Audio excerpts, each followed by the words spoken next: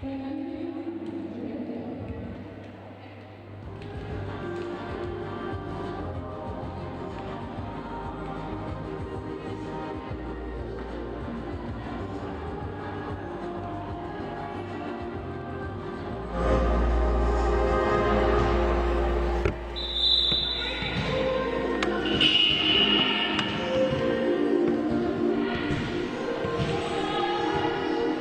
very warm welcome to the UEL Sports Dock as the UEL Phoenix host the Mohawks in a North versus South clash in the BWB Women's Premier League. This is the second meeting of the sides this season, with the UEL taking the road victory up in Durham back in February, 75-34, with Zeman Senna Wiemhofer top scoring with a 30-point performance.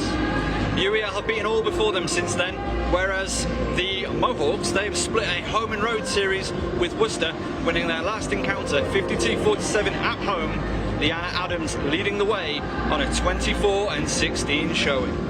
Alongside Joe Clifton, I'm Darren Paul, and we'll be guiding you through all the action as UEL look to stay perfect at home and clinch a first ever regular season title and a top playoff berth for the finals weekend. Joel, welcome to the broadcast, welcome to the UEL Sports Dock. What are you looking forward to in today's contest? Well, Darren, I must say I'm really honoured to be back here again, sat next to you at the home of the Phoenix for another great game of basketball today.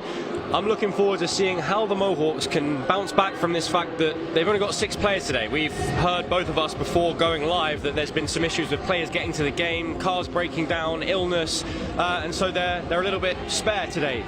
So how they can respond to that physically, psychologically, to deal with the pace and intensity of the Phoenix, I'm really looking forward to see. It'll be a sign of and a show of character for a lot of the young players that the Mohawks have. Yeah, I mean, my question to you before we got the news that Mohawks was so light on numbers today, like you say, just 6 players in attendance, was what will they have gained from their clashes with Worcester? I still think that is relevant. What have they gained from a really tough 2-game set with Worcester? Yeah, it was interesting. It was a real test, because the first game they lost to a buzzer beater 3. I don't know if you're aware of that, which must be a weird one to sort of recover from. You're up by, I think it was 1 or something, and then final few seconds, shot goes up, splashes in your face, and nothing really you can do about it. Yes, you could have contested the player more, but you're kind of thinking in your head, we should have won that game. In their heads, they'd won the game. And then to recover just the very next weekend and beat the same team by 5 points, I think does show a level of grit and determination to bounce back from something that could hurt you mentally and hurt the morale of the team. So that shows positive signs for sort of the rigidity and the stability of the Mohawks team. And taking a quick look at UEL Phoenix, obviously a huge clash for them in terms of their league standings. They win today, they wrap up the title officially with a game to go. That's it, today could be the day. You know, the first time that the Phoenix have topped the league, and this is the 4th season now that the Women's Premier League has been a thing for British wheelchair basketball. So could make history today for the Phoenix, which is an exciting prospect. I speak briefly with Adeola Gbemi, and he says that it means a lot for the programme and has been an aim of theirs, of course, throughout the history of the franchise and of the league, to be in position where they are today, and again winning it with a game in hand. Exactly that. Just shows that how dominant they've been in the league this season, and how they've kind of been a walk in the park a lot of the time for them. And I know, speaking to Addy myself, that this won't be the end of their season. Of course, they'll be working towards playoffs now if they do win today and they finish top of the table. And they've got a road clash with the Wolves coming up in a couple of weeks' time. The 2 5s are on the floor, as it's going to be Alice McAfee taking on the tip, contesting with Amy Conroy, the 2 former teammates. And that's another one. There's a fair few former UEL players in this Mohawks lineup, as the tip was won by Conroy. Cargill taking up the floor for the first time. Van der Sprung sends it across to Wheeler, rolls around and out, and the Mohawks looking to break on offense for the first time. Again, super sure-handed, just one player on the bench. They find McAfee, kicks it to the elbow, shots up, just off the mark. That's not a bad shot from Tanya Surtees. She can make those from there, so I think that's not a bad look for the Mohawks. As Van der Sprung Gets herself into the paint, dumps it off. Beautiful find, beautiful finish. Amy Conroy. And like we've seen in many of these home games, Darren, it's the Phoenix transition that's really their superpower. You know, getting down in that 5v4 situation, and Amy can find that space. And the key is she steals the ball back. Forces the turnover, and it's Wheeler. Dumps it inside again to Conroy. Off the glass, it's good for 2. Just talking about her great work in transition to get the advantage and score inside, and she gets a steal down at the offensive end for another easy 2. Oh, it's another turnover. Carrigal that time picks the pocket of Surtees on the inbound, gets it back from Van der Sprung, puts the shot up off the glass. Tough angle, doesn't go, and McAfee has to get it over the timeline, and she will. As McAfee looking for options, going to put it up herself. Doesn't go. 4 plays nothing. Again, I don't think that's a bad look for the Mohawks with the team they've got out today. I think the likes of McAfee and Surtees have got to be putting those shots up. As Conroy rolling away from the basket, can't finish. Freya Levy, another key contributor down the season's to UEL, takes that rebound, and now little bit low on that finish. Emily Branthwaite, yet another ex-Phoenix player in this Mohawks lineup. Inside Carrigill, can't finish. Conroy makes no mistakes from in close. I think Mohawks just need to take a breath here. They're finding the right looks. They had a layup there and had 2 sort of decently open outside shots for their high classification players. So they're finding the right looks, and they're breaking through the Phoenix press quite effectively. Yeah, Levy there, finding McAfee, shots up, just a dash strong, good rebound and finish. Emily Branthwaite on the initial effort was Tanya Surtees. Great work from Branthwaite to just slip through the back door and pick up that offensive board and finish the rebound for 2. Conroy in the corner, kicks it to the top. DB Steele, fast hands over to Beth Wheeler. Wheeler fouled, shot will not count. It's a foul on the floor.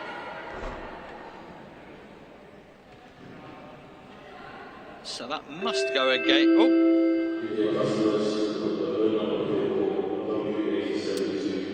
Foul called on Branthwaite.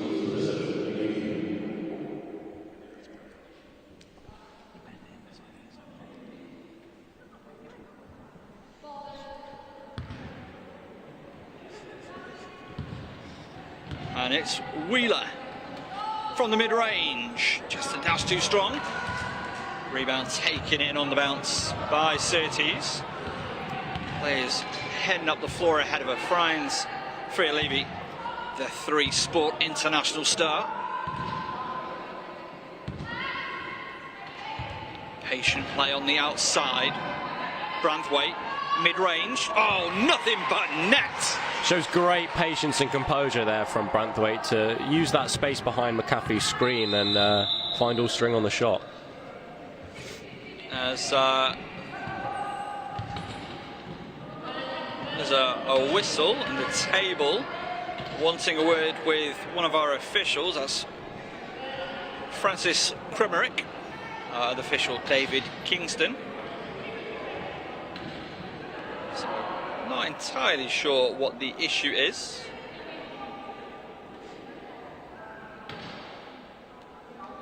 But yeah, we nearly saw a referee there getting absolutely clattered by players who I'm not entirely sure were aware that time had stopped. That's the way sometimes. I've definitely found myself almost clattering into referees quite a few times mid-game. Always adds a bit of fun when you almost run over a referee's toes, you know. So we are back underway. Conroy inbounds to Van der Sprung. 6 plays 4. Mohawks again down to just 6 players, but looking competitive so far. Conroy unable to finish. Levine taps it away on the defensive rebound to Surtees. Skips it to McAfee over the timeline. Oh, Carrigill again. Another steal. Second steal of the contest. Finds Wheeler. Great find to Wheeler to steal. 2 points more. Excellent work for Sophie Carrigill to get the steal there, and the ball movement from Wheeler to steal them means that they find a wide open layup, and it's an easy 2 points. Almost as soon as the ball was in her hands, she saw Beth Wheeler and was calling to her to find a good vision, good communication, as Levy finds Branthwaite on the outside. Not looking to put up the three right now. Screen set, shot goes up, no good. Phoebe Steele with the rebound, and the long lead pass to Van der Sprung. Good off the glass for 2. 10 points on the board for the Phoenix. They play against 4. That Phoenix transition, like I say, Darren, it's so dangerous. It was a really beautiful lead pass. As Levy, with room to operate, that's been closed off by Wheeler. These two know each other's game so well. Kicked out to Alice McAfee. Puts it up, the 3 just short. Gets her own, no! Conroy's there to steal the rebound. Phoenix get lucky there that they couldn't box out McAfee, but she couldn't get the rebound. And here we have Phoebe Steele on the offensive end. Again, talking about that transition, that ball went straight up to Van der Sprung. Steele was there on the lead count as well. Surtees. No changes either side. Inside to Levy. Levy puts it up. No good. Van der Sprung was there defending. Like a champion, must be said. As Conroy boxed in. Finds Steele in the paint. Just a bit too strong. Surtees with the board. Such high energy action in this contest. Already halfway done in the first. Surtees. Bounce pass through. Here we have Branthwaite at the elbow. Screen to McAfee. Shot blocked by Julia van der Sprung, showing her defensive presence. So Carrigill over the timeline to Van der Sprung. Again, breathless action. Conroy high off the glass, doesn't go, gets her own rebound eventually, and that is finished. That is the problem when instead of grabbing it with 2 hands or even 1, you're tapping it around. Yeah, I was just going to point that out, Darren. That's excellent low point of work from Sophie Carrigill there to tip the ball to her taller, higher classification player for an easy make. Shows high basketball IQ. Good drive, bounce pass, had a bit too much sauce on it though for Branthwaite. Nice invention though from Surtees, as Conroy, one of the real superstars, super women of this league, driving through. Levy though picks it up, tries to send a bit of a lead pass there to Jenny Toes, couldn't. And 2 points goes down for the Phoenix, and a timeout will be taken by the visitors. 12 plays for Joel. What an absolutely breathless first 7 minutes of action we've had. Yeah, I feel like there was loads of offenses going on. There's not a lot of sort of slowed half-court offense for me. It seems like there's a lot of balls being sent full court to layups down the other end, and both teams being able to break away quite quickly, which does create end-to-end action. I think it's been a decent quarter for the Phoenix. I think they might, in their heads, be thinking they could have scored more. They've missed a couple of easy looks, but sometimes that's the way it goes in the first quarter when things are a bit shaky. And for the Mohawks as well, I don't think you can be too disappointed. They've found some shots that are pretty good for them. They've had some looks inside. Maybe it's a low point of being trailed, but they're still getting it's better than a 3-pointer that's contested or not getting into any offense at all. So I think they can be hopeful and positive into the next sort of 3 minutes of this quarter and further on in the game. Yeah, I can't imagine that this is how the Mohawks would have really wanted the first period to have gone. Obviously they have been competitive in it and they're playing hard. That's what they promised to do. They're going to be playing hard, again, very depleted, but a really talented group of players there. But the pace of the play has been frenetic, and that is going to bite at some point in a big way, I'd imagine. 100%. It's great to see sort of young players like Emily Branthwaite having the confidence to take those shots from range behind the screen and punish the Phoenix for not jumping her, and I'd like to see her take a few more of those as the game progresses. So changes coming for the Phoenix, no changes for the Mohawks. Phoenix now have Senna Wiemenhofer in the contest and Sophie Patterson, who seems to be having a delightful chat with Jenny Toes. As the Mohawks getting us back underway, under 3 minutes play in this first period of play. Branthwaite just short on the shot attempt, but will maybe get it back. They do. It's McAfee. Hands off to Levy. As that's blocked by Wiemenhofer, but does get a little overload inside. Good find and finish. Surtees. Again, Zena's showing her sort of size and physicality to almost steal that ball, but to be fair, with that not working out, Mohawks kind of capitalised and got themselves a layup with the little advantage they had in that offence. Absolutely did. I mean, finish this play as McAfee with the steal. Conroy fast couldn't find Wiemenhofer. One thing with that previous Phoenix play, there we go, Amy Conroy with the steal. As soon as one of them steals it, they're looking for that steal.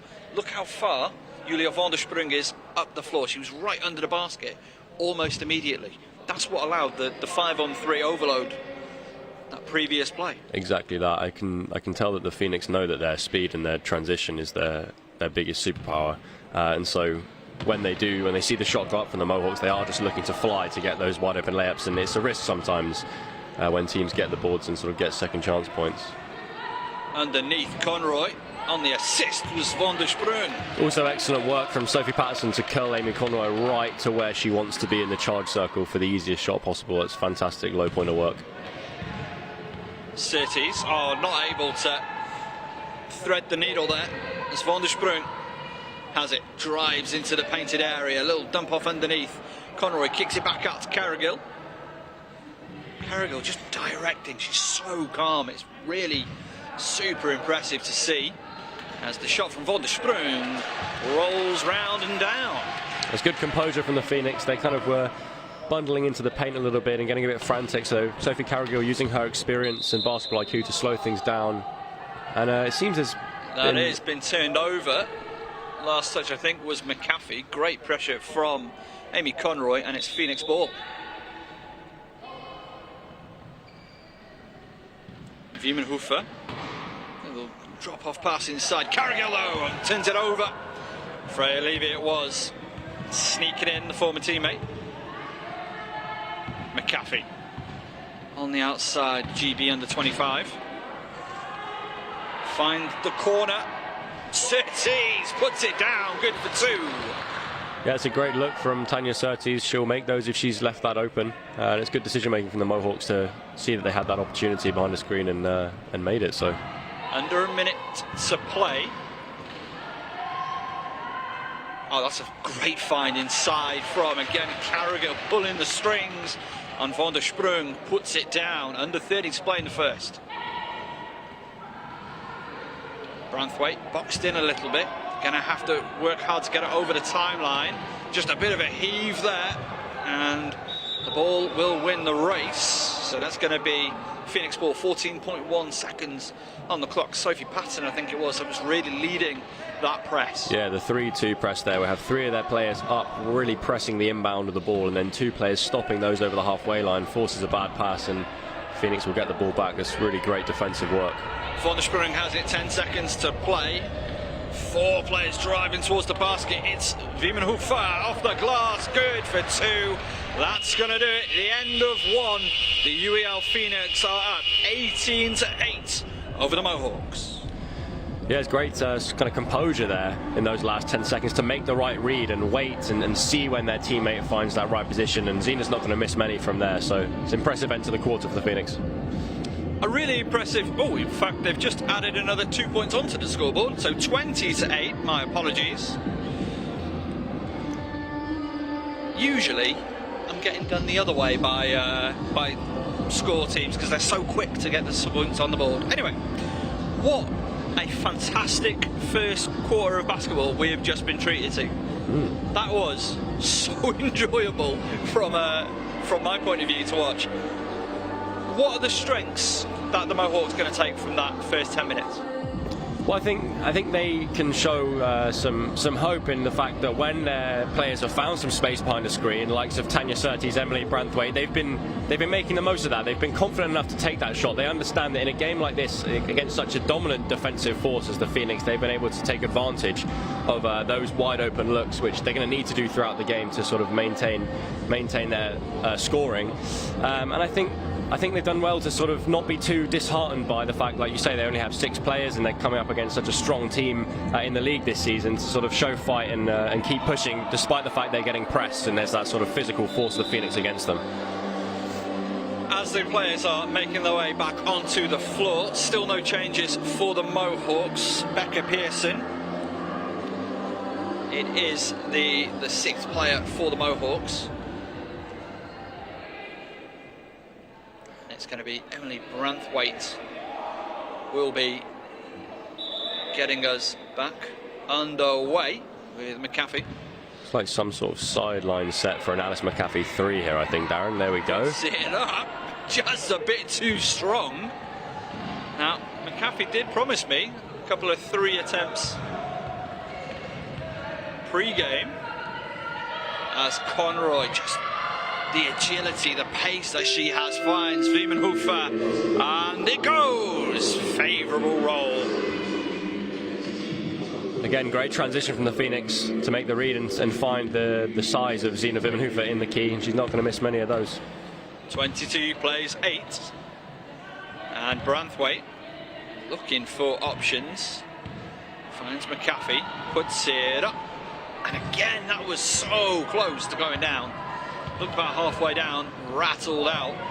Now it's a 4-on-2 in favour of the Phoenix. Wiemenhofer gets the pass, a little too short. No mistakes, in fact that looked boneless. Again, that transition from the Phoenix had a 5-on-3, wide open space. Great work from Sophie Patterson to give Zina the 1v0 straight into the basket, and she converts for another 2. Long 2s off the glass into the hands of Patterson, and Carrigan needs to get over the timeline, does with no dramas, has Senna Wiemenhofer cutting ahead of her now, opens up a lane, dumps it back off, low angle off the glass. Great invention. Great work from Jenny Toes to keep Zina outside the paint and force a shot at the edge of the key, which would be a lower percentage than inside. It's good defensive work. Branthwaite has space, didn't initially look to shoot, didn't go with the attempt, and now Conroy has Patterson underneath, opens up a lane for Wiemenhofer to finish. Again, it's rinse and repeat. I feel like we've seen this offense the last 3 times for the Phoenix there, with Zina finding comfortable spots in the paint and finishing off. An erroneous buzzer? Can we say that? I feel like they thought there was some substitutions, but because it was a score, the game carries on. There actually hasn't been a dead ball. I think that was what happened there. I think you're right, as McAfee skips it to the corner, into the hands of Surtees. That's a tough angle, and it was not a million miles away. I think she was a little bit deeper in the corner than she would have ideally have liked to. And a timeout has been called by the Phoenix. 26 plays 8. Yeah, I think, like we've seen in every game here at the UEL Sports Doc, Darren, the transition of the Phoenix just meaning that they get down the floor faster than the other team. The low pointers are doing great work to get the bigs like Zina Wiemenhofer and Amy Conroy, Julia van der Sprung underneath the basket in that charge circle area where you're going to be shooting at 90% efficiency or more. And that's what's racking up the 26 points that we have. Interesting that Ade Orukbemi, the UEL Phoenix head coach, has taken a timeout now. Like, since the last timeout, they've been very much the dominant team in this contest. What do you think he's seen in that first couple of minutes of the second that's warranted taking a break, talk things over? I know that Addy's the kind of coach that no matter what the scoreline is, if he sees something that he doesn't like or they think the girls can improve on, he will call a timeout and bring them in. Maybe it's the fact that the Mohawks have had too many wide open looks, the likes of Branthwaite and Surtees being able to have that space to shoot the ball. Maybe he'd like them to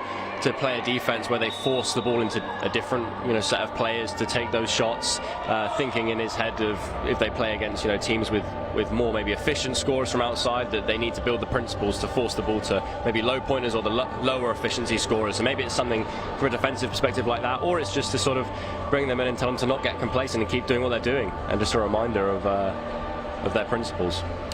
We have a Smith on the floor, Amy Smith, checks into the game, and Beth Wheeler is back in the contest as well. Von der Sprung, DB Steele and Carrigill to the sidelines as Wheeler sends it inside. Wiemenhofer had 4 players around her, is fouled, makes the shot, going to go to line for the 3-point play the old-fashioned way.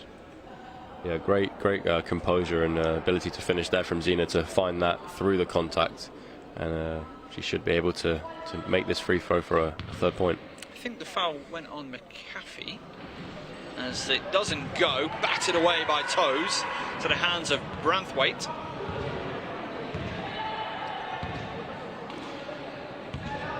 Branthwaite, Levy sets the screen to the corner. Surtees tries to skip it over, shots at McAfee, a little bit too strong, to the hands of Patterson, who kicks it ahead to Wiemenhofer.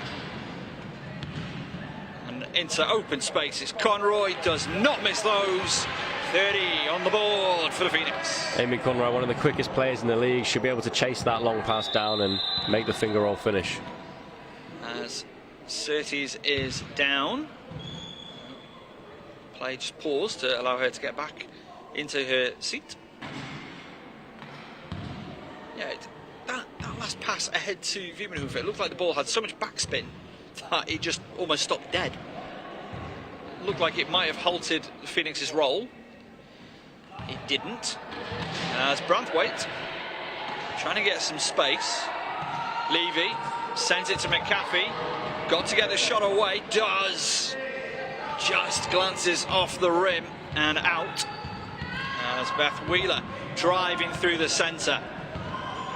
Still opened up for her. Wiemenhofer puts it down. Talk about Patterson's role there. That's it. I mean, her ability to create space for high classification players to get wide open shots and wide open layups is, in my opinion, one of the best parts of Sophie Patterson's game, and it's why I love playing with her at London Titans, because she makes my life a whole lot easier. As Levy has Conroy all over it. Finds McAfee, puts it up. A little bit too much on that, and again, the pressure from Sophie Patterson was right up in her grill. As we have substitutions on the floor. Patterson and Conroy to the bench, replaced by DB Steele and Leah Smith.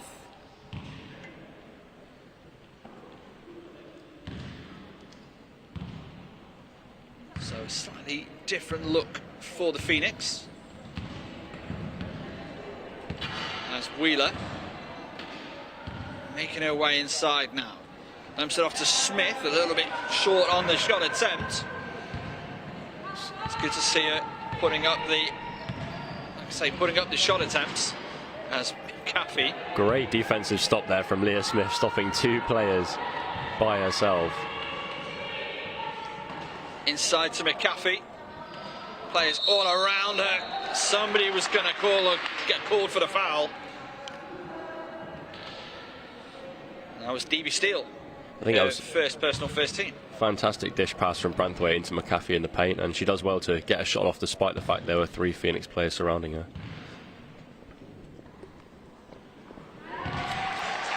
First one goes.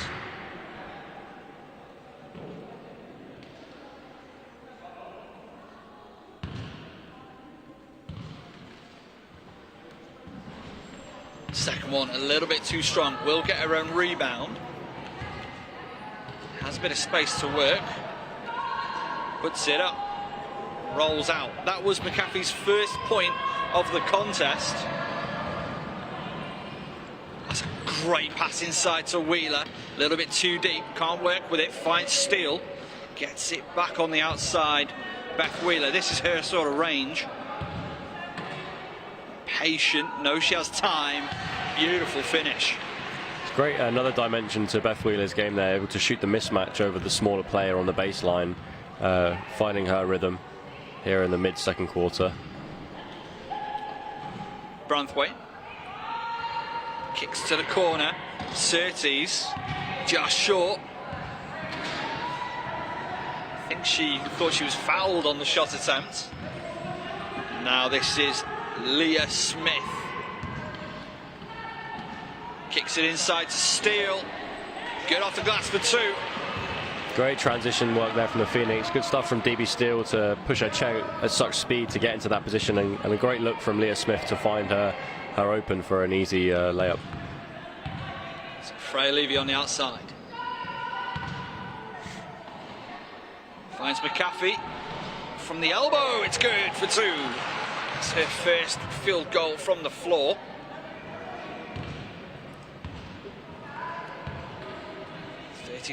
Plays 11. It's Beth Wheeler. Slowly, methodically. A little bit too strong. Branthwaite just reached out for it. Wasn't able to bring it in. It's going to stay with the Phoenix. Substitution on the floor.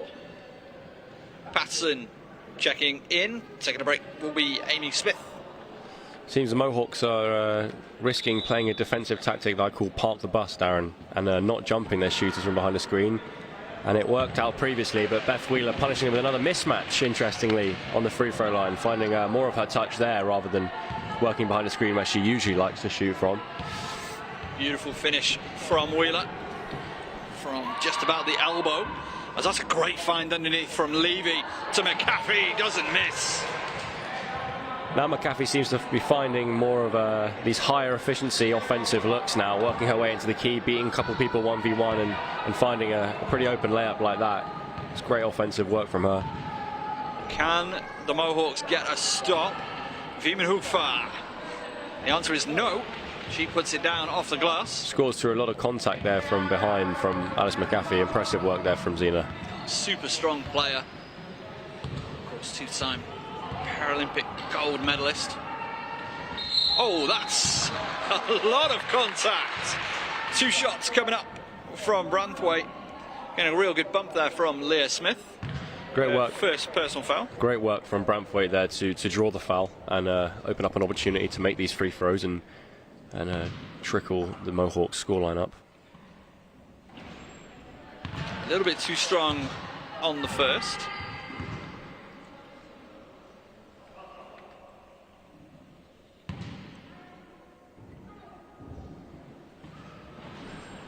That second was halfway down. Beth Wheeler will keep that in bounds. Wiemenhofer to Smith.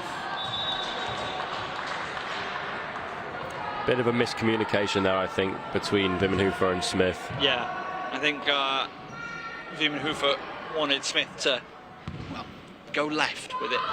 Shots up from outside, just off the mark. Had everything except for the direction. Patterson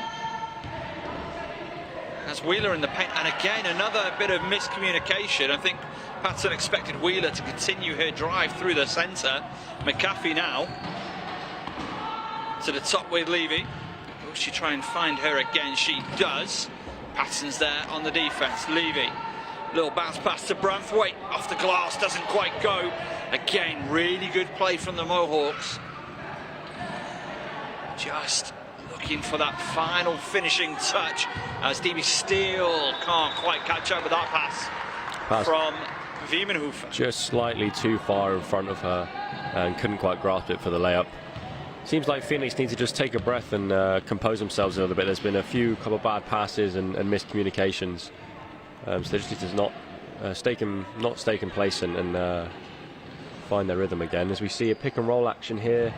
There's a nice find inside from McAfee to Becca Pearson. A little bit short on the shot, though last touch by a Phoenix player. So it will be Levy to inbound. 11 seconds on the shot clock. So important to move relatively quickly as McAfee finds Pearson on the outside. Pearson, no intention of shooting there. McAfee got 1 second to put it up. Misses everything, and it's going to be another transition opportunity for the Phoenix. Play it down in their chair. Play doesn't stop as Wiemenhofer puts it home for 2 more. It's quite a cold look from Zina there. Put someone on the floor, take a wide open layup, not even feel bad about it now. I love it. That's the great thing about wheelchair basketball. It's a game of such physicality. And it's something I love as a player and a spectator. A nice bit of sportsmanship there. As seen her high fives Pearson, who she put on the floor there. It's great to see. Final minute somehow of the first half. What, again, a super exciting first half of action. Absolutely flown by as Pearson gets it to Surtees, just a little bit off to the left. Now DB Steele, is she off to the races? Got Leah Smith driving ahead of her. Beth Wheeler inside to Wiebenhofer. Can't get the finish, but that chair control, able to control the chair right hand, take down that pass left hand. Such an impressive player. Oh, that's a big old bump there from Patterson. Foul on the floor. It's Branthwaite.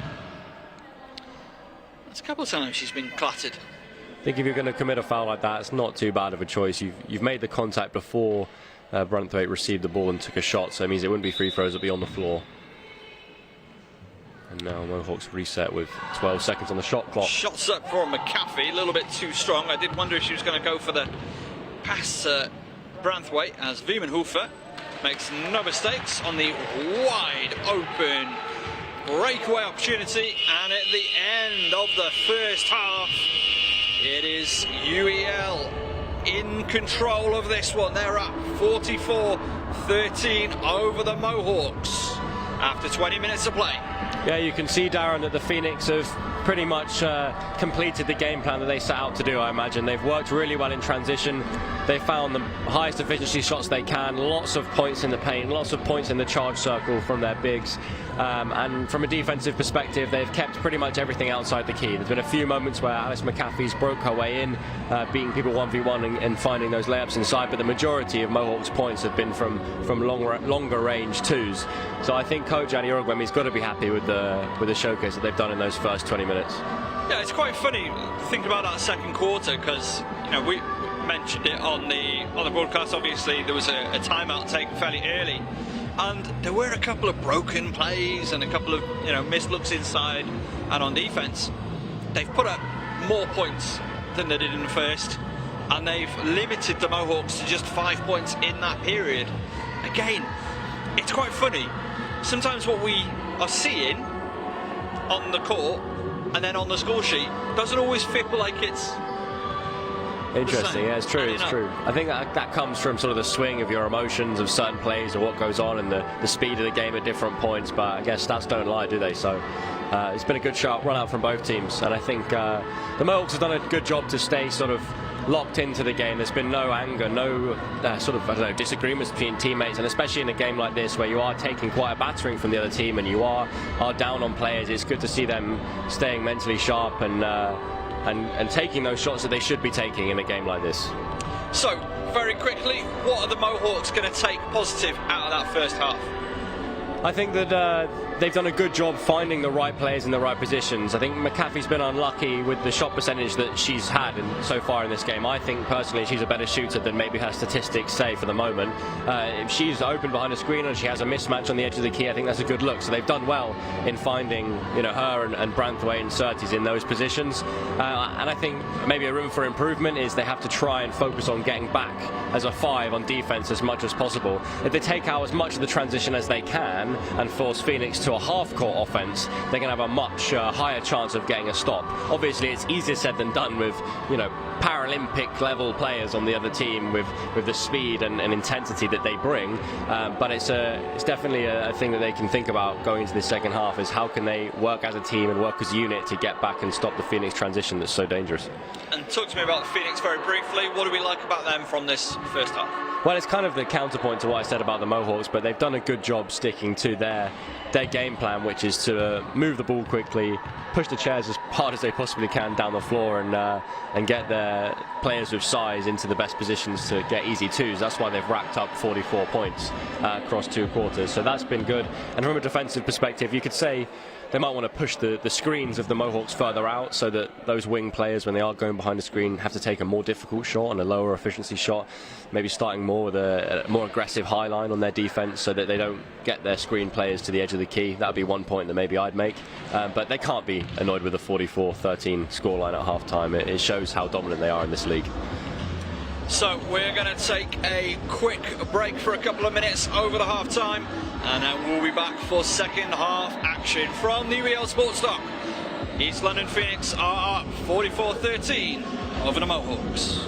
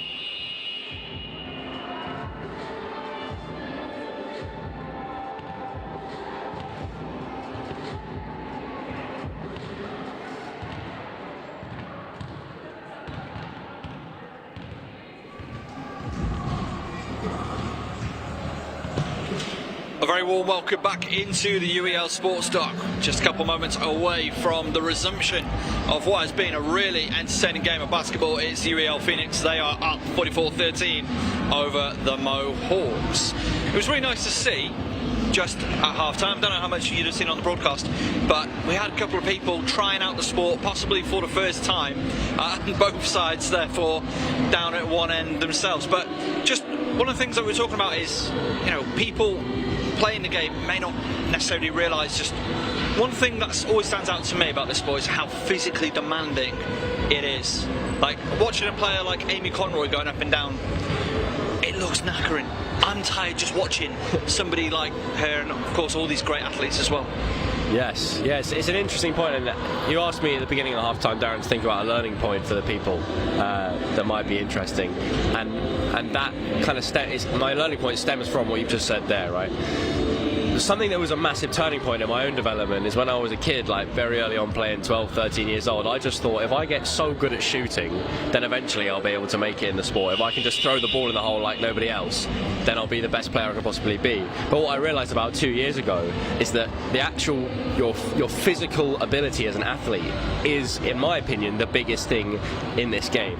How can you push the chair? Like that means the power of your first two pushes, which are used across the floor, but it also means your top speed to get sort of those fast break layups and get back to defense, and it's your ability to if you're a high pointer like me, use your hips to move that chair as one. You and the chair become one organism, and that learning point is then there's so much to these players in the way that they've conditioned their bodies to move these chairs in the way that they want to. I think when able-bodied players, able-bodied people watch this game, and they don't realize that until they actually sit in a basketball chair like we just saw at half-time and see how difficult it is to get the thing to move how you want it to all the time. And the players we see on court today, every single one of them, even with their varying levels of skill and experience, they can all move the chairs in such an efficient manner compared to if it was their first day starting out playing this sport. So that's the thing to take away, is there's so much to this game on a physical level of being able to move the chair how you want it to, because that's everything in offense, in defense, in transition, in how you stop people's chairs, how you get yourself into the position you want to get into to score.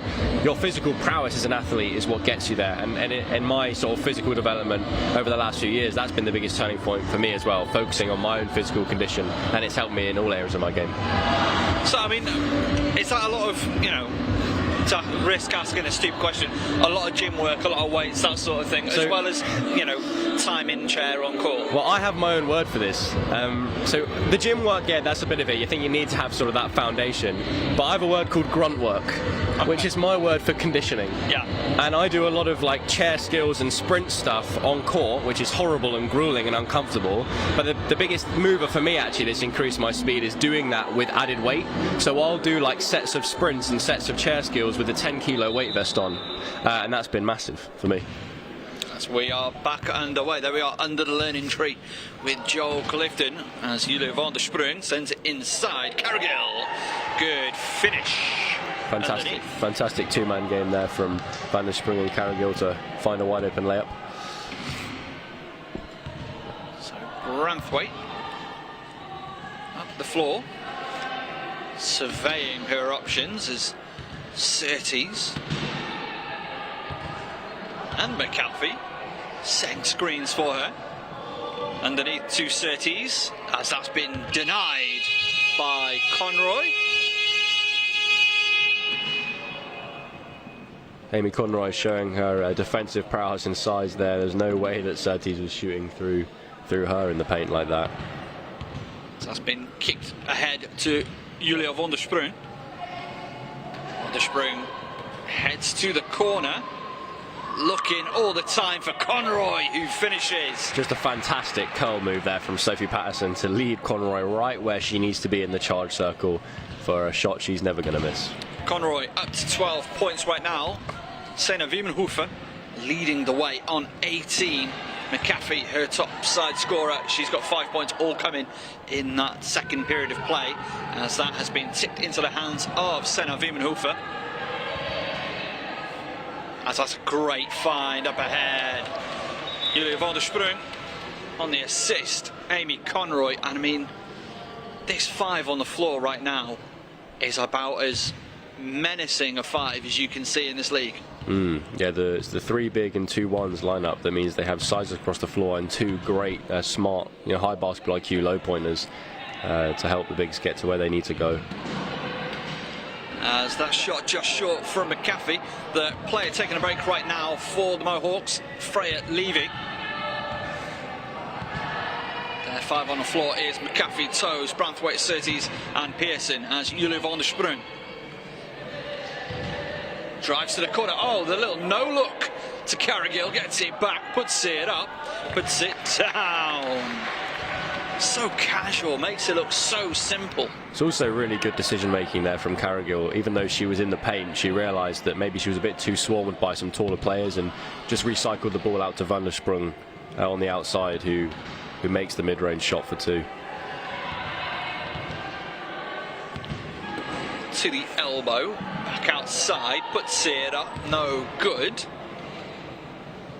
That was Branthwaite on the shot attempt as Conroy kicks it underneath.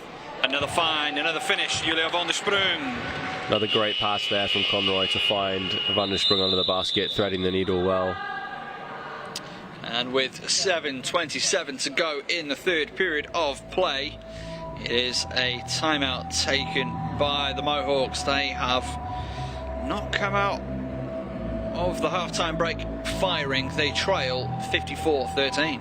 Yeah, I think those quick 10 points that have come from the Phoenix have all been transition layups, really. Like I said to you at the beginning of halftime on what Mohawks can look to improve in this game, it's getting everybody back to stop those easiest shots that Phoenix is going to get in this game, and it seems like they've just been rattling them out in that 2.5 minute stretch with using their speed, like I said, and finding the easiest ones. So I think Mohawks now just need to make that a real effort in the rest of this 3rd quarter, is how can we stop the transition layups? If we get Phoenix into more of a slower half-court offense, we can have much more of an opportunity to get a stop. And of course, Mohawks, this is their 5th game of the season. They entered today with a 2-2 record, so they split a pair with Worcester, and they have beaten Cardiff so far this season. So obviously they've got quite a few games left to play after today. So again, good learning opportunities across the board. Exactly that. It's still early days, and there's a lot they can gain from playing a team as strong as the Phoenix. It's McAfee. Finds Branthwaite. Good ball movement. Surtees with the switch pass over the top. And McAfee puts it down. Much more patient play that time. Yeah, from the Mohawks. Fantastic cross-key pass over the head from Tanya Surtees there, and a great finish from McAfee. Julia van der Sprung inside. Conroy finishes. Good for 2. Great finish there, kind of across her body there, Conroy. Slightly too far under the basket than maybe she'd liked, but she does well and shows her athleticism to make that despite of the fact. As we're going to see 4 changes coming for Phoenix next time by. McAfee to the foul stripe, and it's now Surtees. McAfee read that pass well. 2 seconds, puts up the shot. A little bit off the mark, just needed to get rid of it. And who will be the remaining one on the floor? Amy Conroy will be joined by Wheeler, Leah Smith, Amy Smith and DB Steele.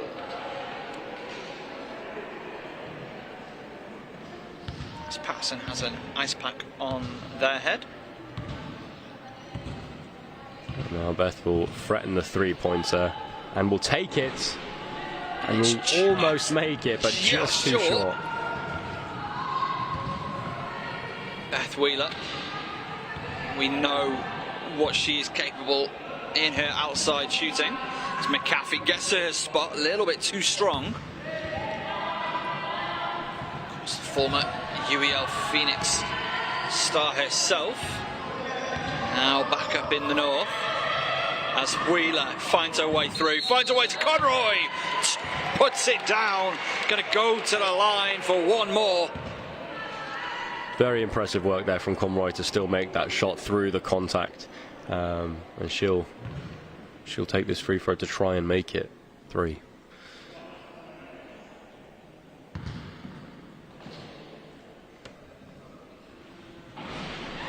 And it goes.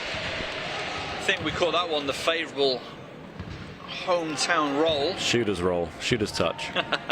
59 plays 15.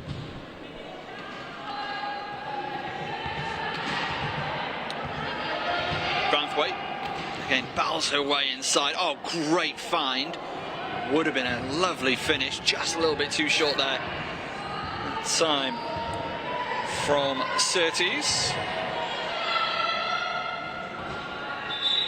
Wheeler fouled in the act of shooting. Gonna go to lines, add one more. It's a great pass across the key there from Conroy to find Wheeler and feed the ball exactly where she wanted it, in her shot pocket above her head, to take that mismatch. And Wheeler does excellently to score despite the chair contact. A little bit too strong, gets it batted back. I think that was Surtees who did in fact bat it back, as Conroy steals it from McAfee, fouled in the act of shooting, and one play to come. And it's all coming up Phoenix.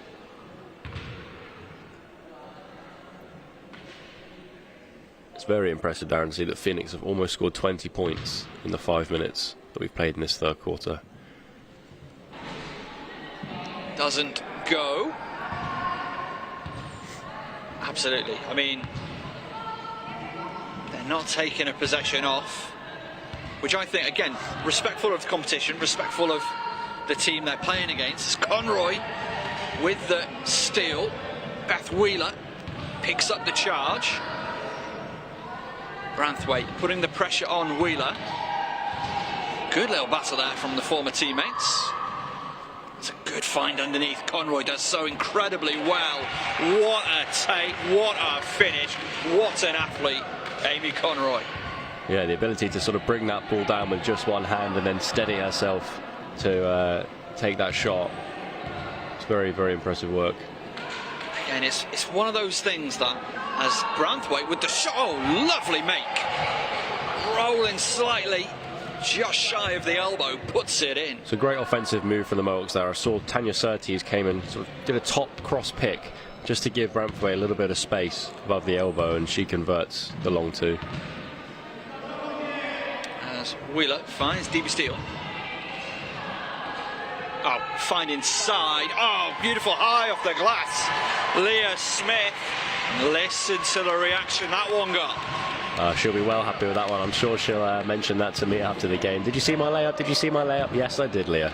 Fantastic. As she should be. McAfee just off the mark. Another rebound for Conroy. And make that her 8th board in the contest. Oh. Smith fouled in the act of shooting. Amy Smith this time. Great work from Amy Smith. To the stripe to shoot 2. To shoot despite the contact. And she'll go to the line now for 2.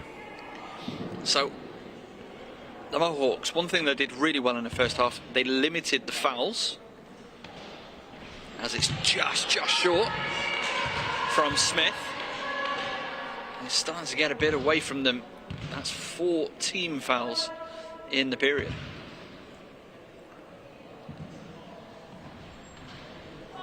Just short. Conroy there to gobble up the points. 69 plays 17. Make that 23 points in the contest for Conroy.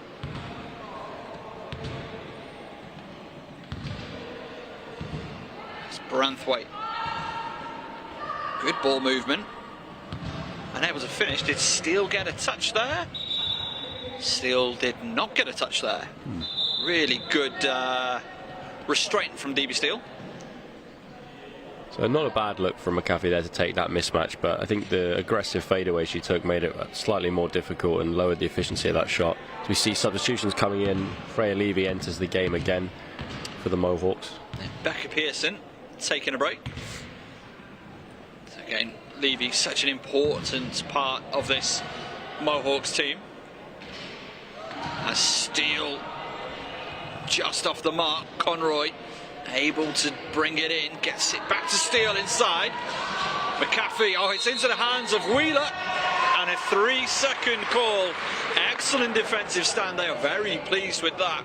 on the Mohawk sideline. Yeah, it's great work from McAfee to get that clean block on Steele's shot, meaning that there was no reset on the 3 seconds, and the Phoenix were in the paint for just a bit too long.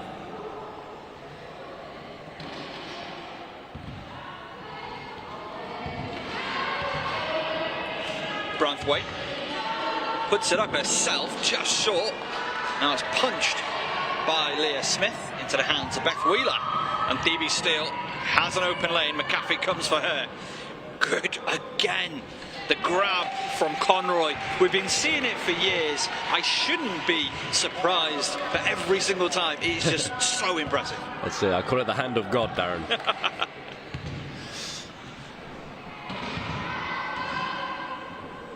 That's McAfee just off the mark. Another rebound for Leah Smith.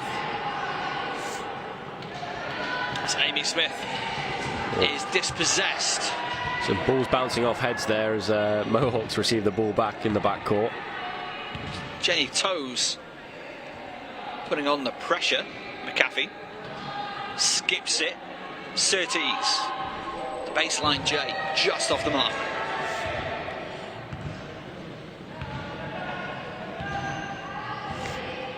Steele really put on the Jetstar, opened up a bit of space for Wheeler. It remains with Wheeler.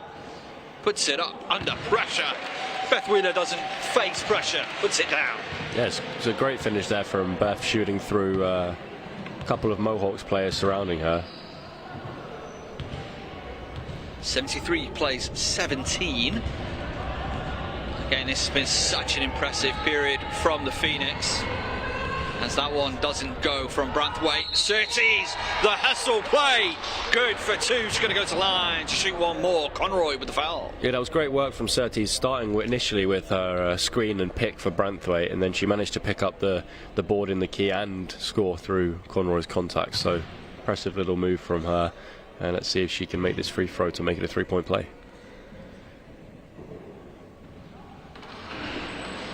And it goes, the shooter's roll.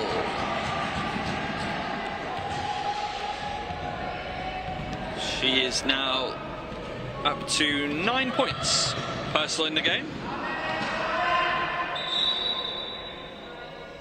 So foul called on McAfee. Second personal foul, fifth team foul, so 2 shots are coming up for the Phoenix. Who will they send to the line? It's Beth Wheeler. Yeah, I think just a bit of over-aggression from the Mohawks here in this third quarter, which I do like to see. But if you do breach into team fouls, it's going to hurt you with players like Beth Wheeler on the free throw line. Just off the mark there.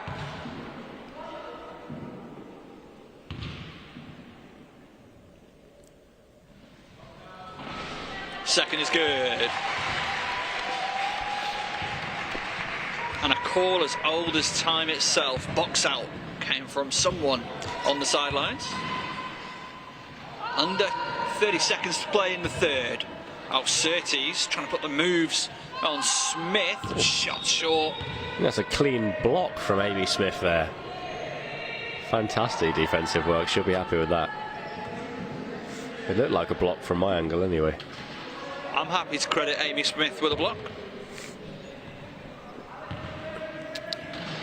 Conroy. Well, evidently the officials did not see it your way. As Wheeler, 7 seconds to shoot. To Steele inside, a little bit too short. Levy's going to kick it forward. Shot's got to go up. Not in time. Not a million miles away. Effort there from Jenny Toes. At the end of 3, UEL Phoenix have kicked it into overdrive. They're up 74-20 over the Mohawks. Just want to point out there, Darren, in those last sort of 10 seconds or so, the really impressive work from Jenny Toes to keep Amy Conroy in the back court. That's a 1-point classification player defending a 4-point classification player, 1v1 full court, to keep her out of that final Phoenix offense, which then led to a turnover, and unfortunately she didn't have enough time to get a shot at the end. But I just thought I'd make a note of that. That was very impressive for me.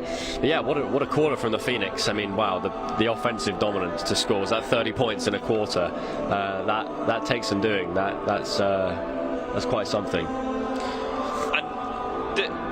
And they came out super hot. They had their absolute, killer's row out there. But they did switch up their lineup relatively sharpish. I mean, that just shows the depth and the talent of this side. Exactly that. The intensity doesn't diminish at all when the young players, the likes of Leah and Amy Smith, come on the floor. It's great to see that doesn't drop off whatsoever. And maybe the rotation point is actually a factor that led to that 30-point quarter for the Phoenix, because a lot of it, for me, it looked like it was just transition layups using their speed and their sort of physical fitness from the Phoenix. And Mohawks only having 6 players, a lot of them having to play the whole game as it's been so far, maybe just getting a bit tired. The arms are starting to go and they can't just quite keep up to the extent that they were in the first half, which led to those many breakaway layups. Super tough circumstance for the Mohawks, but again, there are going to be valuable lessons to be taken from this throughout the rest of their season. They've got a number of games left before, if they make it to the finals, and of course they're all playing Premier League, or for their clubs, the Women's League as well. So lots of good learning to take from this. And of course, Mohawks women, the D1 League winners last year, has been turned over. And Beth Wheeler will have a one-on-one opportunity. In fact, it's 2-on-1. Debbie Steele puts it down. Great ball control and chair control there from Beth Wheeler to bounce, stop, take the contact and find her open teammate for an easy layup. 76 plays 20.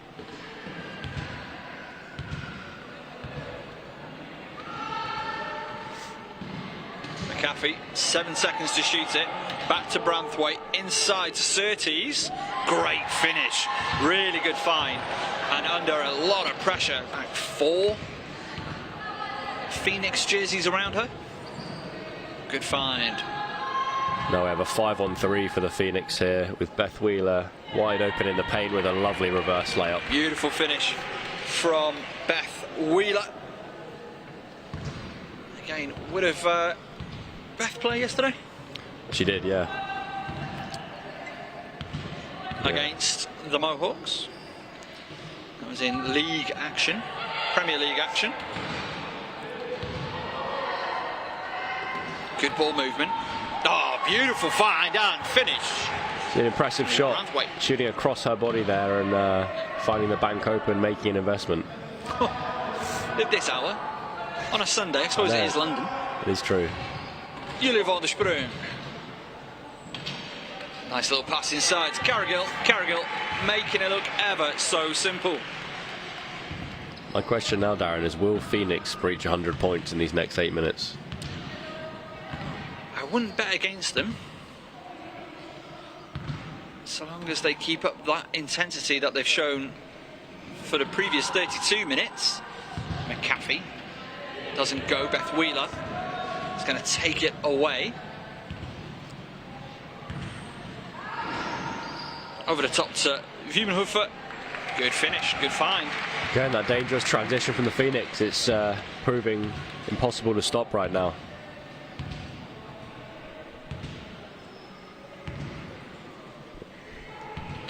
Branthwaite making her way to the top of the key, and look who's right up the floor. Julia van der Sprung on the assist from Senna Wiemenhofer. Yeah, there's a little whippage and spin on that pass that meant the ball kind of curled around the last defender right into the hands of Julia van der Sprung. Very impressive Dutch link up there. Yeah, how long have these two been playing together, both at senior international level and even before?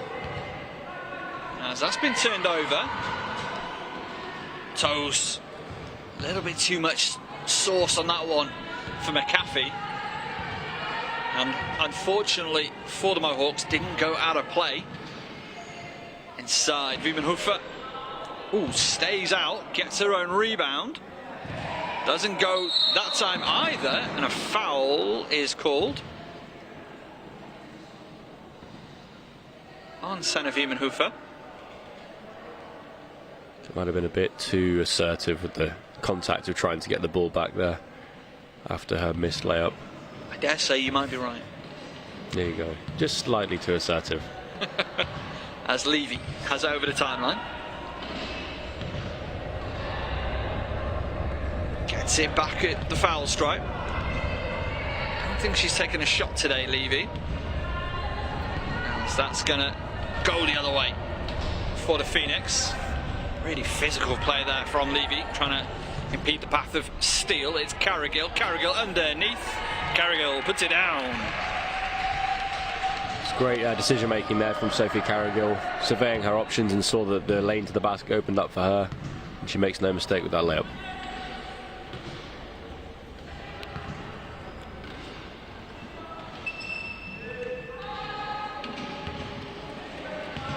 On the outside, 3 balls on the way. Oh, just off the mark. As I assume that's going to be called on Branthwaite. It was. Very strange looking foul. 5:42 left in the contest. It's all got a little bit scrappy. I suppose that is to be expected, as fatigue really starting to set in. Wheeler. Wiemenhofer playing a 2-player game on the outside. Shots up. Just off the mark. Van der Sprung. And that's going to be taken in by Branthwaite. That was much better defense for the Mohawks. Like I've said a few times during this game, Darren, if they can get Phoenix to a half-court offense, they've got a much higher chance of getting a stop. Just slowing things down, making things, well, more difficult. McAfee, as we're going to see changes afoot for the Phoenix underneath Levy. Oh, very, very close. That ball's halfway down, gets it back though. McAfee, a little bit too strong, back irons it. Again, another one of these D1 winners last year with the Mohawks, McAfee. Steele makes no mistakes. Lovely find inside and finish.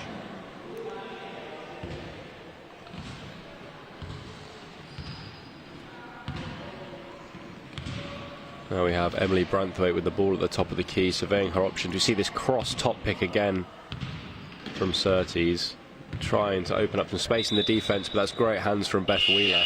Beth Wheeler. Again, patient bit of play from, well, both sides really. Wheeler picked her pocket. Will be Mohawks ball. Now, we spoke about the Mohawks on our first broadcast of the season, you and I, but just how good is it to have a fifth team in the league this year, and growing the Women's Premier League. Yeah, certainly. The shot goes up and doesn't go down. Adds a whole new dimension to the team. A couple of these players we've seen obviously playing for different clubs across the years, but just means that there's more games actually. More games, more action. Great for the neutral and the spectators, so yeah, it's fantastic. Conroy puts it down for 2 at the top of the key. Yeah, I think as well, more opportunity. More opportunity for players to break in at this top level, and more opportunity for the fans to see some really high level action, as that doesn't quite go from Branthwaite. Who will come away with it? Of course, it's Amy Conroy. DB Steele on that lovely pass from Beth Wheeler. Leah Smith going to try and battle to keep it alive. Does. Kicks it inside to Conroy. Conroy with the grab and the finish. Leah Smith does well there to sort of take up a not ideal pass and recover the ball and find Conroy inside. So good recovery on a difficult play there. 3 minutes to play. Mohawks on offense. Back ironed from McAfee. And DB Steele with Wheeler.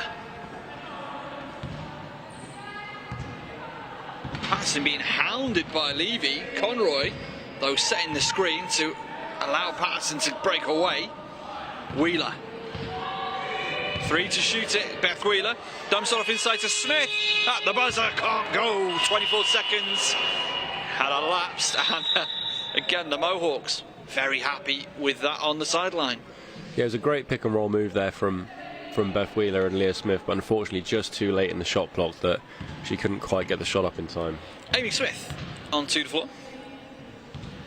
One of the Scottish Sisters of Power. And a foul has been called. That must have been on the shot. It is. It's called on Amy Smith. As Coach Horrocks giving some instruction. I think that was just a word from Maddie about matching up and making sure that we have one of our bigger players, Phoenix's bigger players, against McAfee, so she can't just take those easy mismatches. She makes the first. First is good. Again, one of the England pathway players, GB under 25 silver medalist.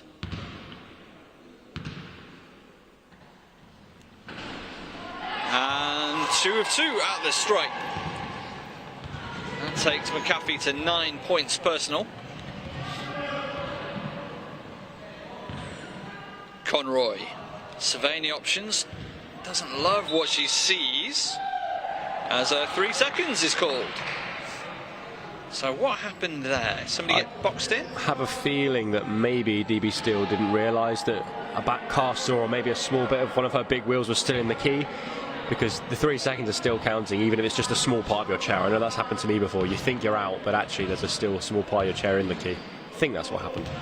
Under 2 to play as Levy gets the pass away to Surtees. That doesn't go from the Southern Shark. She's not representing the Mohawks. Great ball movement. Conroy. Fabulous pass. Absolute bullet pass. DB Steele puts it home. Such an important player in this team, DB Steele.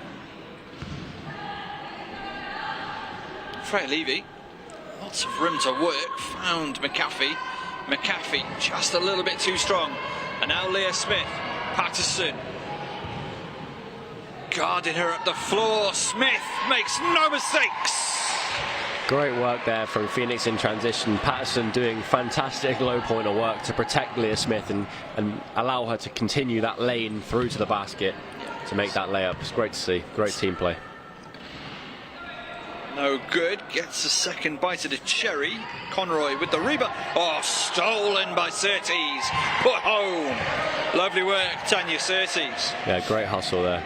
Just quickly on Leah Smith, of course, Scottish Wheelchair League champion and finals MVP last season for the Lothian Phoenix. So obviously, there's a reason she's playing at this level, even at such a young age, her and her sister. 100%, loads of potential for the future, and will definitely be one of those looked at for sort of the GB junior women's team in the next 5 years or so, and who knows after that. But she definitely has promise for a great career in the sport. Yeah, I think it needs to be mentioned, on the floor. Obviously we know about the Paralympic talent, but a lot of English and GB development pathway talent on the floor. Steele a little bit short into the hands of Smith. Tried to find Steele on the return. Under 30 seconds left in the contest. Where has this game gone? As that's going to trickle out of play. 21.5. Before we go too much further, I just want to thank, of course, Kazzy B, Caroline Bullock, our commentary colleagues up in Manchester, for help throughout this season. For a little bit of back and forth with prep. So big thank you, Kaz, as we are back underway, and I think Conroy is going to dribble out the contest. As nods, chats, handshakes, applause, as they have done it. The East London Phoenix have won the game, but more importantly to them, they have clinched a first Premier League title. They are now guaranteed that top berth as they head to the finals with a 7-0 record. They've got one more game to stay perfect on the season, and that is at the Wolves in a couple of weeks' time. They've clinched the game here, 96-28 over the Mohawks. Yeah, like you say, Darren, it's a moment of history today at UEL Sports Dock. First time the East London Phoenix have topped the table in the Women's Premier League, and they've done it in a spectacular fashion with a very, very dominant win here at home. That means that now they're in the best stead to get the best crossover in the semi-final at playoffs for their goal of lifting that trophy in mid-May. And like we said, it's been a very dominant performance. To put up 96 points, I'm slightly disappointed that they didn't make the 100. That would have been a nice added touch, but they've done what they set out to do. Their principles offensively and defensively were showcased throughout, and smiles all round as they're applauding the crowd that have come to support them today. Yeah, of course, you know, going in, they would have expected, obviously, Mohawks to have more of their firepower with them. It's so unfortunate that the Mohawks weren't only able to field 6 players. A brave effort from Mohawks, and we'll get into that in due course. But this Phoenix side have been sensational all season long. Exactly that. They knew they were in a great position before the season began with their signing 2 double gold Paralympians in the form of Julia van der Sprong and Zina Wimmenhoever from the Netherlands.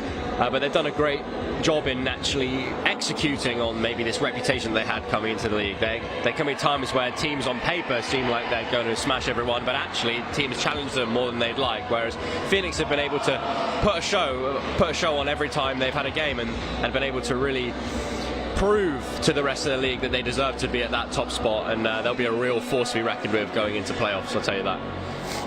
So let's talk about lessons from today. What lessons can Phoenix take from today, heading into next time up against Wolves, take into their, and then eventually, because it's middle of May, take into finals weekend? Yeah, I think they've just got to understand that they're going to continue to get the results they want by sticking to their principles. The score will take care of itself if you do the right work on court, and that's through using their dangerous transition and getting their most efficient scorers into the best positions. That means working as a unit with both the higher classification and lower classification players, understanding their role to get what they want out of each play, and being super solid on defense, suffocating teams into shots they don't really want to take, which is what we've seen a lot throughout the season and today too. Let's talk about the Mohawks. Again, a really brave effort. They didn't know coming into this morning that they were going to only have 6 players, and they have given, especially in that first half, they've really taken this game to, the regular season champions. Exactly, it shows real fight to be able to take on such a dominant opponent like the Phoenix with only 6 players, especially when Phoenix plays such a sort of physical, intense game with moments of pressing and general pressure across the 40 minutes. To be able to stick it out like they have done and stay in it and stay mentally sharp with no sort of anger or too much frustration from the face of the Mohawks players, I think that's really impressive. And like I said to you at the beginning before tip-off, it will show character, and I think they did show character today. They've got a couple of weeks off before they host Loughborough on the 19th, so they don't get really the opportunity to train together like they'd like to, because they're from such disparate parts of the north. But yeah, what big takeaway can they take into that? What is going to be a huge clash for them against Loughborough? Well, I think what I sort of saw today is that they know what their best options are offensively. Maybe their scoring efficiency isn't where they wanted it to be today. Maybe there was sort of extra bit of pressure from the Phoenix with their sort of size and physicality. But the role playing and the actual working as a unit that I saw for the Mohawks is very impressive. I loved moments like Tanya Surtees setting great cross picks from the top of the key to get players like Branthwaite and McAfee open shots. I enjoyed the hustle of players to sort of steal balls back and get extra offensive, get those offensive boards that really sort of rack up as the game goes on and make a difference. So I think they work well as a unit, despite the fact maybe they don't train together as much as they like to. And when they add in the players that aren't here today, I think in their next few games, like you say, before the season closes out, they're going to be getting stronger and stronger. They're going to learn and they're going to progress and grow as a team. Let's talk very quickly about players of the game. Who is your player of the game from the Mohawks? Today, looking at these stats and considering the kind of nature of the game that it was, my man of the match is going to be Tanya Surtees, top scoring the game with 13 points, but also taking less shots than their other two scorers of Brantford and McAfee, showing her efficiency despite the defensive pressure of the Phoenix. So Tanya Surtees gets my man of the match for the Mohawks today. Oh, you know me, I like to be contrarian, but I have to fully agree. Surtees was super impressive. Good shots, and again one of the leading rebounders on the day as well for her side. And from the East London Phoenix, I think it's a difficult one when you have such a dominant performance like this with so many people getting in double digits. Phoenix with, is that 5 people across double digits with points? It just shows how they spread the ball, spread the floor well and spread the ball around and get everyone their opportunities. But you've got to look at the likes of Amy Conroy with an 82% shooting efficiency and Julia van der Sprong with an 80% shooting efficiency, scoring 29 and 16 points respectively. I'd give it to those two because they're the ones in my head looking back at the game. Put Zina Vimmenhofer in this as well, but are just really using their speed and physicality to get down the floor early and get those transition layups. So go kind of a spread man of the match across those bigs from the Phoenix who were so efficient under the basket today. Yeah, I mean Vimmenhofer just came in, blasted out 20 points. That's it. Like pretty it was, emotionless. Like it was nothing. Just standard. Super impressive. Another day at the office. Super impressive performance from the East London Phoenix, they've done it. This is goal 1 of the season accomplished. Stay perfect at home. They've ticked that box. Now they've clinched the regular season championship. That's going to feel really good. I know that's a big thing for this franchise. They got one more regular season game, and then it's full steam ahead for the playoffs. Exactly that. It seems like there's a very historic season developing, and it's exciting to be a part of it, you know, and it's fantastic to see it like we have every time we've sat down and done this commentary together, Darren. So thank you very much, and I enjoyed myself yet again today. Well, this is our final regular season game of the season. So massive thank you to everybody who's helped us get on the air this season. Big thank you to Joel Clifton as well. So that wraps us up here at the UEL Sports Dock. A huge win for the UEL Phoenix. They win it at home 96-28 over the Mohawks, and they clinch that regular season championship, and they clinched it in style.